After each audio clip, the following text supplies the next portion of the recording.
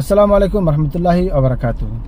বর্তমান সময় family visit ভিসার জন্য আপনারা সবাই টেনশন করতেছেন। এখন ফ্যামিলি ভিজিট ভিসা বর্তমান সময়ে অনলাইনে আপডেট হচ্ছে না, যার কারণ হচ্ছে হজকে উদ্দেশ্য করে অনেক লোকেই এখানে আসছে, আইসা মক্কা স্টে করে, যে তারা এখানে আইসা ছুটি জিয়ারা ভিসা আইসা তারা হজ করবে, যার কারণে ফ্যামিলি ভিসা এই আপডেট করাকে বন্ধ করে দিছে।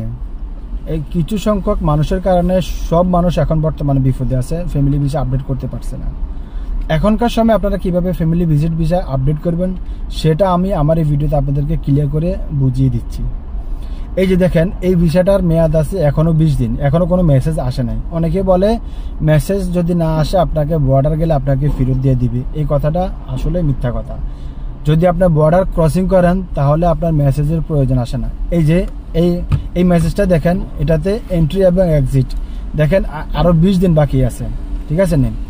পরবর্তীতে দেখেন এখানে আমি এখন আপডেট করে নিয়ে আসছি। আপডেট করার পর দেখেন আরো নতুন আপডেট, অর্থাৎ আমাকে এখন এই ডেট থেকে, আজকের ডেট থেকে আরো 3 মাস বাড়িয়ে দিচ্ছে। এখন আমাকে অনলাইন থেকে আমার আপডেট করার প্রয়োজন হয় না, কারণ আমি বাহরাইন বর্ডার থেকে ওখানে এন্ট্রি করে এক্সিট করে আবার আপডেট করে নিয়ে আসছি।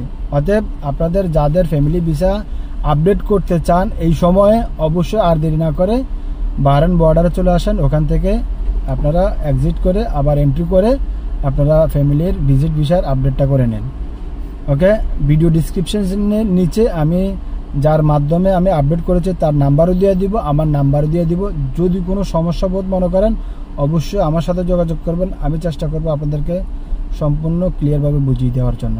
আমার ভিডিও যদি আপনাদের কাছে ভালো লেগে থাকে লাইক করবেন, কমেন্টস করবেন, শেয়ার করে অন্যদেরকে দেখার সুযোগ করে দিবেন। ধন্যবাদ সবাইকে।